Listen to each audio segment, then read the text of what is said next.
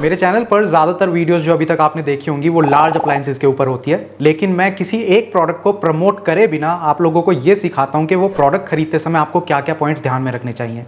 और आज इस वीडियो में मैं आपको स्मार्टफोन खरीदते हुए क्या क्या पॉइंट्स ध्यान में रखने चाहिए वो सिखाऊंगा।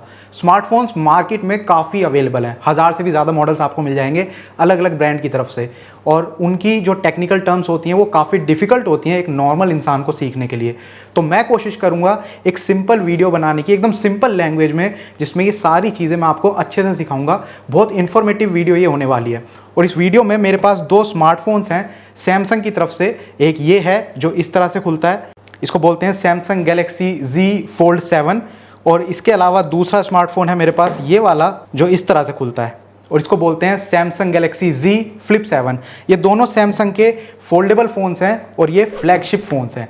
तो वीडियो हमारी यहीं से शुरू हो जाती है कि फ्लैगशिप फ़ोन्स क्या होते हैं। आपने देखा होगा काफ़ी यूट्यूबर्स, कंटेंट क्रिएटर्स और ब्रांड्स इस टर्म का यूज़ करते हैं फ्लैगशिप का।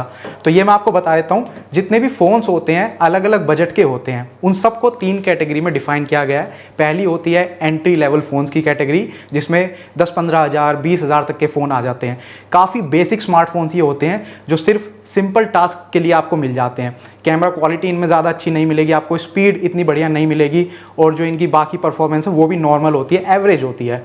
इसके बाद जब आपका बजट थोड़ा सा बढ़ता है, जिसमें 20-25 हज़ार से लेकर 50-60 हज़ार तक के फ़ोन आते हैं, इसको बोलते हैं मिड रेंज फ़ोन्स। इनमें फीचर्स थोड़े अच्छे आपको मिल जाते हैं और इस वजह से इनका बजट भी बढ़ जाता है। और उसके बाद आते हैं टॉप टीयर फ़ोन्स, जिनको फ्लैगशिप फ़ोन्स कहा जाता है। तो जो ब्रांड्स के फ्लैगशिप फ़ोन्स होते हैं उनमें वो एकदम बेस्ट क्वालिटी के कंपोनेंट्स का यूज़ करते हैं। सारे ही फीचर्स आपको बढ़िया मिलेंगे, चाहे उनकी डिस्प्ले हो, उनका कैमरा हो, उनकी परफॉर्मेंस के लिए चिपसेट हो, उनकी बिल्ड क्वालिटी हो, कुछ भी आप देखेंगे सारी आपको बेस्ट मिलेगी, और उन्हीं को कहा जाता है फ्लैगशिप फ़ोन्स। तो ये दोनों सैमसंग के फ्लैगशिप फ़ोन्स हैं। ये दोनों एक साथ ही लॉन्च हुए थे इसी साल 25 जुलाई 2025 को ये दोनों फ़ोन लॉन्च हुए हैं। लगभग 1 महीना इनको हो चुका है, और मार्केट में इनकी रिव्यू वीडियोज़ भी काफ़ी आ चुकी हैं। काफ़ी क्रिएटर्स ने इनके ऊपर वीडियोज़ बनाई हैं। प्राइस की बात करूँ तो ये वाला जो सैमसंग गैलेक्सी Z Fold 7 आप देख रहे हैं, इसकी जो प्राइस है वो 1,75,000 के आसपास आपको पड़ेगा, और उसमें थोड़े से कार्ड ऑफर आप लगा देते हैं या फिर किसी सेल ऑफर में लेते हैं तो 12-15 हज़ार रुपये सस्ता आपको मिल जाएगा, और उसके ऊपर एक्सचेंज ऑफर भी होते हैं। तो ये इसकी प्राइसिंग है।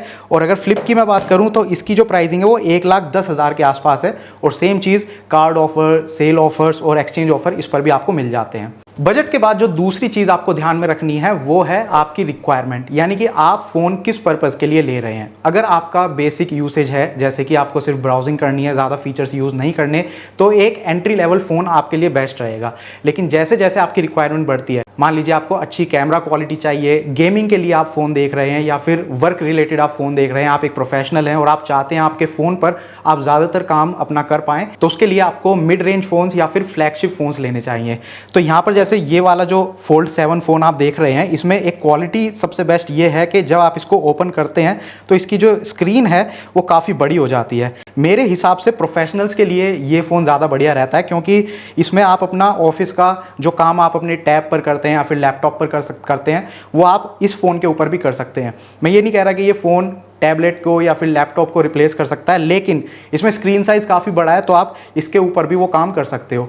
इसका मतलब ये नहीं है कि बाकी लोग इस फ़ोन का यूज़ नहीं कर सकते। गेमिंग भी इसमें काफ़ी अच्छी हो सकती है, कैमरा क्वालिटी भी इसमें अच्छी है, बेसिक ब्राउजिंग भी आप कर सकते हैं, लेकिन प्रोफेशनल्स के लिए, वर्क रिलेटेड काम के लिए ये फ़ोन बेस्ट है। वहीं अगर मैं फ्लिप फ़ोन की बात करूं तो फ्लिप फ़ोन में भी आपको काफ़ी फीचर्स मिल जाते हैं। फ्लैगशिप फ़ोन है ये, तो सारी चीज़ें इसमें आपको बेस्ट मिलेगी। लेकिन इसको जब मैं बंद करता हूं तो यहाँ पर आपने देखा होगा कि यहाँ पर भी एक डिस्प्ले है जो कि काफ़ी डिम है अभी। इसको कवर डिस्प्ले कहा जाता है। जब एक फ़ोन को हम बंद करते हैं तो उसकी जो फ्रंट में डिस्प्ले होती है उसको कवर डिस्प्ले कहा जाता है, और कवर डिस्प्ले के साथ ही आपको यहाँ पर कैमरा देखने को मिल जाते हैं। तो अगर मान लीजिए मैं शूटिंग करता हूँ, जैसे मैं कंटेंट क्रिएटर हूँ और मेरे को शूट करना है, तो मैं इसको एक एंगल पर सेट करके रख सकता हूं, और वहीं पर कैमरे से मैं अपने आप को शूट कर सकता हूं, और कवर डिस्प्ले पर मैं अपने आप को देख भी सकता हूं कि किस तरीके से शूटिंग हो पा रही है। तो जो फोटोग्राफर्स हैं, वीडियोग्राफर्स हैं, उनके लिए आई थिंक इस टाइप का फ़ोन बेस्ट रहता है। जब आप अपना बजट और रिक्वायरमेंट सेट कर लेते हैं, उसके बाद आपकी कैटेगरी में काफ़ी सारे फ़ोन्स आपके सामने आ जाते हैं जिनको आप समझ सकते हैं कि ये मेरे लिए बेस्ट रहेंगे। फिर उसके बाद आपको एक एक करके स्मार्टफोन के फीचर्स देखने चाहिए। तो फीचर्स में सबसे पहले डिस्प्ले से शुरू करते हैं। तो डिस्प्ले के अंदर अगर हम देखें तो इसमें 3 टाइप की डिस्प्ले जो अभी मार्केट में आपको देखने को मिलेंगी, ज़्यादातर फ़ोन्स में वही यूज़ होती हैं। पहली हो जाती है OLED डिस्प्ले, उसके ऊपर आती है AMOLED डिस्प्ले, और उससे ऊपर आती है LTPO OLED डिस्प्ले। इसके अलावा फिर ब्रांड्स अपने तरफ से भी कुछ डिस्प्ले के अंदर इंप्रूवमेंट्स करते हैं। जैसे सैमसंग की खुद की एक टेक्नोलॉजी है डायनेमिक एमोलेड 2x डिस्प्ले, उन्होंने इन दोनों ही फोन्स के अंदर इस टेक्नोलॉजी का यूज किया है, तो इसमें आपको क्वालिटी काफी अच्छे देखने को मिल जाती है। डिस्प्ले टाइप के बाद आपको देखना होता है रिफ्रेश रेट। रिफ्रेश रेट जितना ज़्यादा होता है उतनी स्मूथ पिक्चर क्वालिटी आपको देखने को मिलती है। नॉर्मल फ़ोन्स में जो रिफ्रेश रेट होता है वो होता है 60 हर्ट्ज़, इसके ऊपर 90 हर्ट्ज़ होता है, और जो फ्लैगशिप फ़ोन्स होते हैं उनमें आपको 120 हर्ट्ज़ देखने को मिलता है। अगर आप गेमर हैं और गेमिंग के लिए आपने फ़ोन लिया है तो वहाँ पर ज़्यादा से ज़्यादा रिफ्रेश रेट चाहिए होता है, तो 120 हर्ट्ज़ वाले जो फ़ोन्स होते हैं उन पर आपका गेमिंग परफॉर्मेंस काफ़ी बढ़िया रहेगा 60 हर्ट्ज़ वाले फ़ोन्स के मुकाबले। तो रिफ्रेश रेट आपको देखना है ज़्यादा से ज़्यादा। इसके अलावा फिर आपको देखनी है ब्राइटनेस। तो ब्राइटनेस को जो नापा जाता है वो नापा जाता है निट्स में, और ये 300 निट्स से शुरू हो जाता है। जो एंट्री लेवल फ़ोन्स हैं उनमें आपको 300-500 निट्स देखने को मिलेगा। लेकिन उसमें दिक्कत ये होती है कि जब आप आउटडोर में अपने फ़ोन का यूज़ करते हैं तो वहाँ धूप में आप ठीक से डिस्प्ले में देख नहीं पाएंगे, आपको समझ में नहीं आएगा, चाहे आप उसकी ब्राइटनेस कितनी भी बढ़ा लीजिए, धूप में अच्छी क्वालिटी आपको देखने को नहीं मिलेगी। जो फ्लैगशिप फ़ोन्स होते हैं उनमें आपको 2000, 2500, 3000 से भी ज़्यादा निट्स की ब्राइटनेस देखने को मिलती है।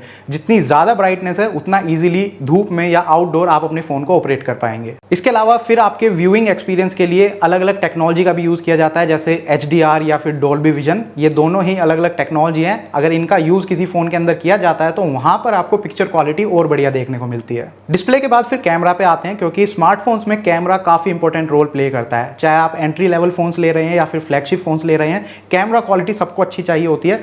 और हमें लगता है कि स्मार्टफोन्स के ऊपर जितने ज़्यादा कैमरा होते हैं उतनी अच्छी पिक्चर क्वालिटी आपको देखने को मिलती है, लेकिन ऐसा नहीं है। ये जो मल्टी लेंस सेटअप आप देख रहे हैं इसमें जितने भी कैमरे लगे हैं वो अलग अलग पर्पज़ के लिए लगे हुए हैं, तो आपको पहले ये समझना पड़ेगा। जैसे इस वाले फ़ोन में आप देख रहे हैं तो यहाँ पर जो प्राइमरी कैमरा है वो है 200 मेगापिक्सल का। उसके बाद अल्ट्रा वाइड कैमरा आपको मिलता है जो कि ज़्यादा वाइडर एंगल अगर आप शूट करना चाह रहे हैं तो उसके लिए यूज़ होता है। उसके बाद फिर टेलीफोटो कैमरा आपको मिलता है, जिसमें मान लीजिए आप जूम इन करके यूज़ करना चाह रहे हैं, तो नॉर्मल फ़ोन में अगर आप जूम इन करके वीडियो शूट करोगे तो वहाँ पर पिक्चर क्वालिटी थोड़ी ख़राब हो जाती है, लेकिन टेलीफोटो लेंस के साथ जूम इन करके अगर आप शूट करोगे तो बढ़िया पिक्चर क्वालिटी आपको देखने को मिलती है।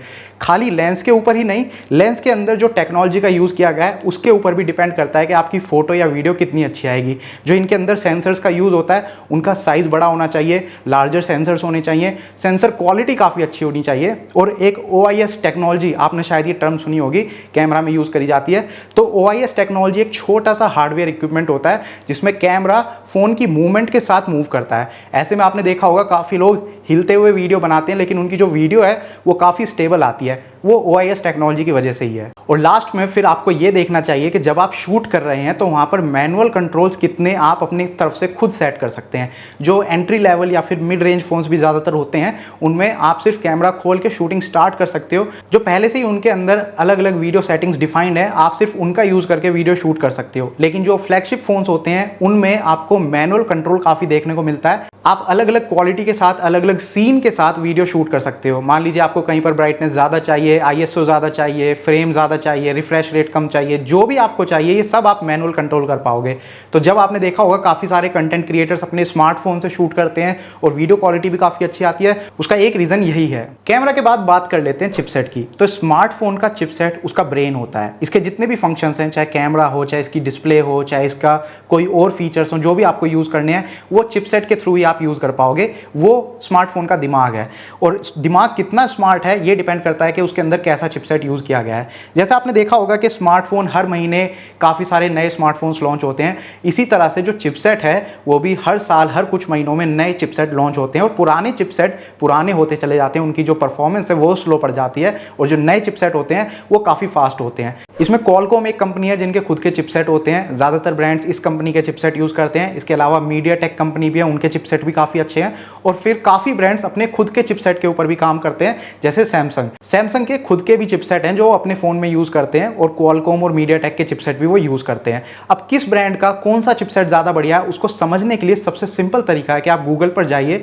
और वहाँ पर लिखिए स्मार्टफोन चिपसेट रैंकिंग, और जो वेबसाइट आपके सामने आएगी वहाँ पर आप देखेंगे सारे ही ब्रांड्स के जो चिपसेट होते हैं वो उनकी की परफॉर्मेंस के हिसाब से उनको रैंकिंग दी गई है, जिसका जितने टॉप लेवल पर चिपसेट रखा गया है उसकी परफॉर्मेंस उतनी बढ़िया आपको देखने को मिलेगी। चिपसेट के बाद रैम की बात कर लेते हैं। रैम एक तरीके से टेम्पररी स्टोरेज है आपके फोन की। कोई भी आप टास्क कर रहे हैं, कोई भी आप काम कर रहे हैं, वो टेम्पररी इस स्टोरेज का यूज करके एग्जीक्यूट होता है। तो जितनी ज्यादा ये स्टोरेज होगी उतना बढ़िया आपका फोन परफॉर्म करेगा। जो एंट्री लेवल फोन्स होते हैं उनमें 2 GB 4 GB की रैम आपको देखने को मिलती है, लेकिन जो फ्लैगशिप फोन्स होते हैं उनमें ये साइज ज्यादा होता है। जैसे सैमसंग के ये दोनों स्मार्टफोन है, इनमें 12 GB की रैम का यूज किया गया है। फोल्ड 7 में आपको 16 GB का ऑप्शन भी मिल जाएगा। तो जितनी ज्यादा ये रैम होती है उतना बढ़िया आपका फोन परफॉर्म कर पाएगा। अगर आप गेमिंग के लिए या फिर मल्टीटास्किंग के लिए फोन देख रहे हैं तो वहां पर मैं आपको यही रेकमेंड करूंगा कि जो रैम है वो एटलीस्ट 12 GB तो होनी चाहिए। इसके बाद बात करते हैं ऑपरेटिंग सिस्टम की। ये जो स्मार्टफोन आप देख रहे हैं इनके अंदर अलग अलग ऑपरेटिंग सिस्टम का यूज किया जाता है। ज्यादातर स्मार्टफोन्स आपको एंड्रॉइड OS के ऊपर चलते हुए देखने को मिलेंगे।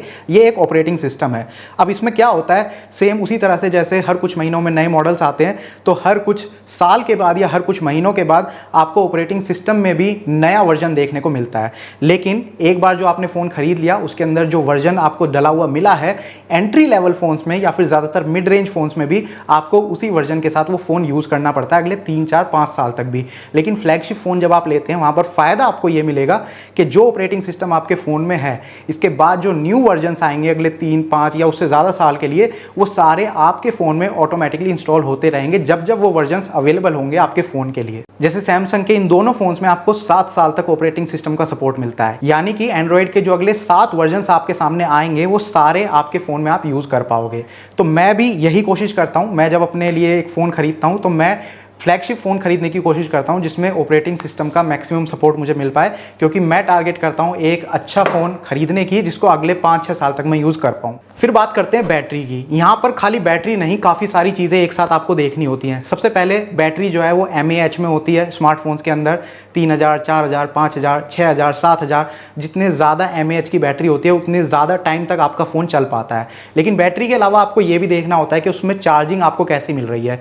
जो एंट्री लेवल फ़ोन्स होते हैं या फिर मिड रेंज फ़ोन्स होते हैं उनमें आपको नॉर्मल चार्जिंग मिलती है, कुछ फ़ोन्स में आपको फास्ट चार्जिंग भी मिल जाती है। फास्ट चार्जिंग का मतलब ये है कि आप फ़ोन को चार्जिंग में लगाते हैं तो कितनी फास्ट वो चार्ज हो पा रहा है। अब फ्लैगशिप फ़ोन्स जो होते हैं उनमें फास्ट चार्जिंग तो आपको मिलती है, लेकिन वो भी ज़्यादा वॉटेज की मिलती है। ज़्यादा वॉटेज से फ़ायदा ये होता है कि मान लीजिए आप कहीं इमरजेंसी में हैं और आपके फ़ोन की बैटरी ख़त्म हो रही है और आपको ज़्यादा टाइम नहीं मिल रहा, तो आप फास्ट चार्जिंग में लगा सकते हैं, जिसमें 10-15 मिनट के अंदर ही अच्छा खासा फ़ोन आपका चार्ज होते हुए आपको देखने को मिलेगा। तो फास्ट चार्जिंग आपको लेनी चाहिए। इसके अलावा वायरलेस चार्जिंग भी आजकल चल रही है, जिसमें आपको केबल कनेक्ट करने की ज़रूरत ही नहीं है। आप किसी वायरलेस चार्जर के पास अपना फ़ोन रख सकते हो और आपका फ़ोन जो है वो चार्ज होना शुरू हो जाएगा। इसके अलावा जो फ्लैगशिप फ़ोन्स होते हैं उनके अंदर रिवर्स वायरलेस चार्जिंग का ऑप्शन भी आपको मिल जाता है। मतलब आपके ईयरफोन की बैटरी खत्म हो गई और उसमें वायरलेस चार्जिंग का ऑप्शन है, तो आप उसको बस अपने फ़ोन से टच करा के रखिए और रिवर्स चार्जिंग के थ्रू वो ऑटोमेटिकली चार्ज हो जाएगा आपके फ़ोन से पावर लेके। फिर आपको देखनी चाहिए फ़ोन की स्टोरेज। फ़ोन की स्टोरेज मतलब इसके अंदर आप कितना काम स्टोर करके रख सकते हो, पिक्चर्स हो, वीडियोस हो, ऐप्स हो, कितनी ज़्यादा चीज़ आप अपने फ़ोन के अंदर यूज़ कर सकते हो। जो नॉर्मल एंट्री लेवल फ़ोन्स होते हैं उनमें कम स्टोरेज देखने को मिलती है, लेकिन उनके अंदर एक SD कार्ड स्लॉट का ऑप्शन होता है जिसमें आप माइक्रो SD कार्ड अलग से लगा सकते हो और आपके फ़ोन की स्टोरेज एक्स्ट्रा बढ़ जाती है। लेकिन जो higher mid range level phones होते हैं या फिर फ्लैगशिप फ़ोन्स होते हैं उनमें ये ऑप्शन आपको देखने को नहीं मिलता। अलग से आप SD कार्ड उनमें नहीं लगा सकते, तो वहां पर जो फ़ोन की स्टोरेज है आपको उसी पर डिपेंडेंट रहना होता है। जितनी ज़्यादा स्टोरेज का फ़ोन आप लेंगे उतना ईजी होगा आपके लिए ज़्यादा से ज़्यादा चीज़ें उसके अंदर स्टोर करके रख पाना। अगर आप एक कॉन्टेंट क्रिएटर हैं तो मैं आपको यही सजेस्ट करूंगा कि कोशिश कीजिए 1 TB वाला फ़ोन लेने की। इसके बाद आपको ये भी देखना चाहिए कि आपका फ़ोन डस्ट रेजिस्टेंट या फिर वाटर रेजिस्टेंट है या नहीं, क्योंकि आप इतना पैसा लगा रहे हैं तो आपको ये पता होना चाहिए और इसके लिए ब्रांड आपको बताता है कि आपका फ़ोन IP सर्टिफाइड है या नहीं। मतलब आपने देखा होगा स्मार्टफोन्स के ऊपर IP68, IP67 इस तरीके से नंबर लिखा होता है, तो इसमें जो शुरू का नंबर है IP के बाद जो पहला नंबर है वो डस्ट रेजिस्टेंस दिखाता है कि आपका फ़ोन कितना डस्ट रेजिस्टेंट है। ये नंबर 0 से लेकर 6 तक हो सकता है, और जो बाद वाला नंबर है वो वाटर रेजिस्टेंस दिखाता है, मतलब आपका फ़ोन कितना पानी से बच सकता है। ये नंबर 0 से लेकर 9 तक होता है। अगर किसी स्मार्टफोन पर लिखा हुआ है कि आपका फ़ोन IP68 सर्टिफाइड है, यानी कि वो काफ़ी अच्छे से डस्ट को भी रेजिस्ट कर सकता है और वाटर को भी रेजिस्ट कर सकता है। सैमसंग के ये जो दो स्मार्टफोन्स आप देख रहे हो ये IP48 सर्टिफिकेशन के साथ आपको मिलते हैं। 48 में जो दूसरा नंबर है 8 वो वाटर रेजिस्टेंस दिखाता है, यानी कि ये दोनों फोन पानी को तो अच्छे से रेजिस्ट कर पाते हैं। लेकिन जो पहला नंबर है वो है 4, और 4 से पता चलता है कि dust resistance capacity in phones की इतनी अच्छी नहीं है। उसका कारण ये है कि ये फोल्डेबल फोन्स है। यहाँ पर आप देखेंगे तो थोड़ी सी जगह आपको देखने को मिलती है जहाँ से डस्ट इनके अंदर जा सकती है, और इस वजह से इनकी जो सर्टिफिकेशन है वो है IP48। जितना ज़्यादा ये नंबर है उतना बढ़िया डस्ट रेजिस्टेंट और वाटर रेजिस्टेंट फ़ोन आपका है। इसके बाद आ जाती है आपके फ़ोन की बिल्ड क्वालिटी। आप एक स्मार्टफोन देखोगे तो उसका एक फ्रेम होता है और सामने उसकी डिस्प्ले होती है। तो फ्रेम आपको प्लास्टिक का भी मिल सकता है या फिर मेटल का भी मिलता है। मेटल फ्रेम इज़ बेटर, उसमें भी अलग अलग ऑप्शंस आपको मिल जाते हैं। जितना स्ट्रॉन्गर मेटल आप लेंगे उतना बढ़िया आपका फ़ोन चल पाएगा। अगर आपका फ़ोन ऊपर से नीचे गिर जाता है, क्योंकि सबके फ़ोन ही गिरते रहते हैं, तो वहाँ पर आपका फ़ोन प्रोटेक्टेड रहेगा स्क्रैचेस से भी और डैमेज से भी। उसके अलावा जो डिस्प्ले होती है वो काफ़ी फ्रेजाइल होती है, वो टूट सकती है, और उसको बचाने के लिए सारे ही ब्रांड्स एक कंपनी के साथ पार्टनरशिप रखते हैं जो कि है कॉर्निंग। कॉर्निंग के गोरिल्ला ग्लास हैं जो उन्होंने स्मार्टफोन्स के लिए बनाए हैं। स्मार्टफोन के ऊपर प्रोटेक्शन का काम ये ग्लास करते हैं, और इसमें भी जैसे फ़ोन के अलग अलग मॉडल्स होते हैं, गोरिल्ला ग्लास के भी अलग अलग मॉडल्स हैं जो पिछले कई सालों से चलते आ रहे हैं। जो न्यूअर मॉडल्स होते हैं वो पुराने मॉडल के मुकाबले ज़्यादा स्ट्रॉन्ग होते हैं, ज़्यादा स्क्रैच रेजिस्टेंट होते हैं, डैमेज रेजिस्टेंट होते हैं, काफ़ी बढ़िया होते हैं। आप जो भी फ़ोन ले रहे हैं उसमें किस टाइप के गोरिल्ला ग्लास का यूज़ किया गया है वो तो वो ब्रांड भी अच्छे से बता देगा, और जो आप कंटेंट क्रिएटर्स की रिव्यू वीडियो देखोगे वो भी बता देंगे। लेकिन वो गोरिल्ला ग्लास किस लेवल पर स्टैंड करता है उसके लिए आप एक सिंपल गूगल पर सर्च कर लीजिए, जहां पर सारे ही कॉर्निंग गोरिल्ला ग्लास की लिस्ट आपको देखने को मिल जाएगी। कौन सा मॉडल किस साल में लॉन्च हुआ था और जो न्यूएस्ट मॉडल है वो कौन सा है और उसके अंदर क्या चीज़ बढ़िया है, ये आप इजीली देख सकते हैं। बस इसके अलावा फिर आपको ये देखना होता है कि जो भी आप स्मार्टफोन खरीद रहे हैं वो कहाँ से आपको सस्ता मिल रहा है। ऑनलाइन मिल रहा है तो कोई कार्ड ऑफर या फिर कोई सेल ऑफर चल रहा है या नहीं, या फिर आप डायरेक्ट ब्रांड के शोरूम में विजिट करके वहाँ पर भी इन फोन्स के ऊपर अपना हाथ ट्राई कर सकते हैं। आपको देखने में कैसा फील होता है वहाँ पर आप फिजिकली अच्छे से चेक कर सकते हैं उस फोन को, और अगर आपको बढ़िया लगता है तो आप परचेज कर सकते हैं। तो आई होप आपको स्मार्टफोन के ऊपर ये वीडियो पसंद आई होगी। अब यूजुअली जब मैं अपने लिए स्मार्टफोन खरीदता हूँ तो मेरा टारगेट यही रहता है कि मैं एक फ्लैगशिप फ़ोन खरीदूँ और उसको अगले 3, 4, 5 साल तक कम से कम चलाऊं।